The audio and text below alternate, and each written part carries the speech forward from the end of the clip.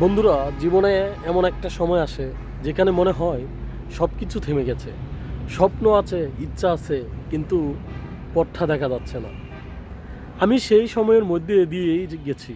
চারপাশে সবাই এগিয়ে যাচ্ছে, আর আমি দাঁড়িয়ে আছি এক জায়গায়। মনে হতো হয়তো আমি পারবো না, হয়তো আমার জন্যে সফলতা না। কিন্তু একটা জিনিস আমি বুঝেছি, জীবন হেরে যায় না। সে না যে ধীরে চলে, হেরে যায় সে যে থেমে যায়। ভাবুন তো, একটা বীজ মাটির নিচে থাকে। কেউ তাকে দেখে না, কেউ তাকে প্রশংসা করে না, কিন্তু সে চুপচাপ বড় হতে থাকে। আপনার পরিশ্রমটা ঠিক সেই বীজের মতন। আজ কেউ দেখছে না, আজ কেউ বিশ্বাস করছে না, কিন্তু এর মানে এই না আপনি এগোচ্ছেন না।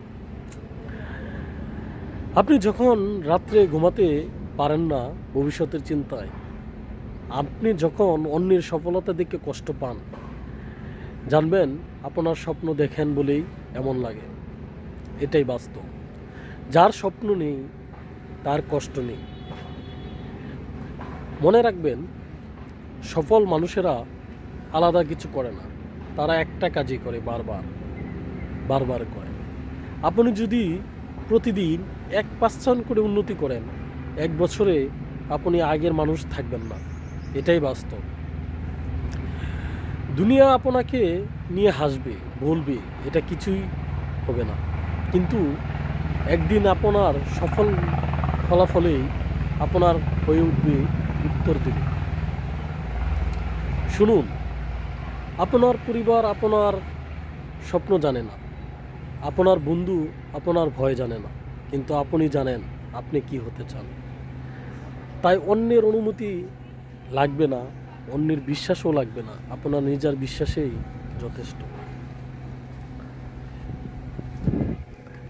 নিজেকে একটা কথা ভাববেন, আমি পারবো, আমি থামবো না, আমি হারবো না।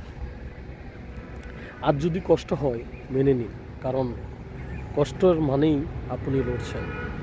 আর যদি ধীরে চলুন, কারণ থেমে থাকার চেয়ে ধীরে চলা ভালো।